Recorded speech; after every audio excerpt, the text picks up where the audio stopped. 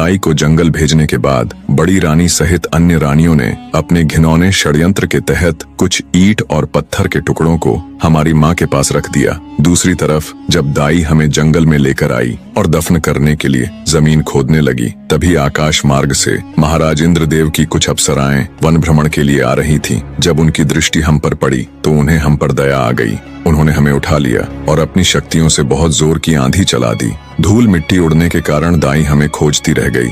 हमारे नहीं मिलने पर महल में जाकर उसने महारानी के डर से झूठ बोल दिया कि उसने हमें मारकर जमीन के अंदर दबा दिया है। दाई के वहां से जाने के बाद अप्सराओं ने मेरे 6 भाइयों को बांस में बदल दिया और मुझे चंपा के फूल का पौधा बना दिया। बस उन्हीं की कृपा से हमें सभी बातें याद हैं और हम सभी को पहचान कर उनके अनुसार अपना व्यवहार कर पा रहे हैं और मानव की आवाज में बोल पा रहे हैं। सारी बातें जान राजा सहित वहां मौजूद सभी लोग हैरान थे। रानी राजलक्ष्मी की आंखों से तो अश्रु रुकने का नाम ही नहीं ले रहे थे।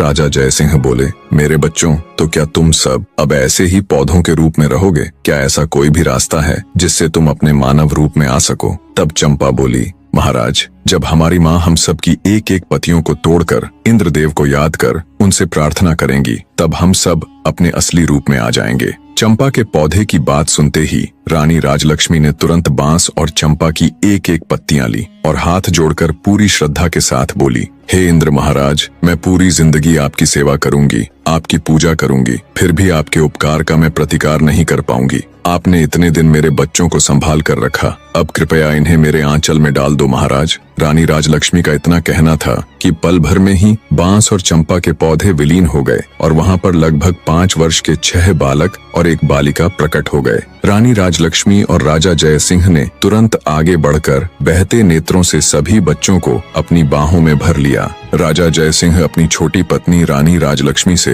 हाथ जोड़कर माफी मांगता है। वहां उपस्थित सभी राज दरबार व गांव के लोग स्तब्ध खड़े ये पूरा दृश्य देख रहे थे। सबकी आंखें नम थीं, शिवाय बड़ी रानियों के। ये सब देखकर उनके पैरों नीचे से तो जैसे धरती खत्म हो गई थी। राजा जयसिंह अपने सिपाहियों को आदेश देता है, पकड़ लो इन दुष्ट औरतों को और फांसी पर लटका दो। ये दुराचारिणी तो मानवता के नाम पर कलंक है। राजा की ये बात सुन रानी राजलक्ष्मी कहती है, महाराज, आज मेरे लिए मेरी जिंदगी का सबसे बड़ा दिन है। आज इतने बड़े खुशी के मौके पर मैं किसी के लिए इतना काला दिन नहीं लाना चाहती। मेरा आपसे अनुरोध है, आप इन सबको क्षमा कर दीजिए। राजा बोला, रानी, आपका हृदय बहुत विशाल है, पर इनके गुनाह को देखते हुए इन्हें क्षमा दान तो नहीं दिया जा सकता, किंतु आपके अनुरोध पर मैं इन दुराचारिणियों को आजीवन कारावास की सजा देता हूँ। दुष्ट रानियों को सजा मिल जाती है। राजा जयसिंह अपनी पत्नी रानी राजलक्ष्मी और अपने बच्चों के साथ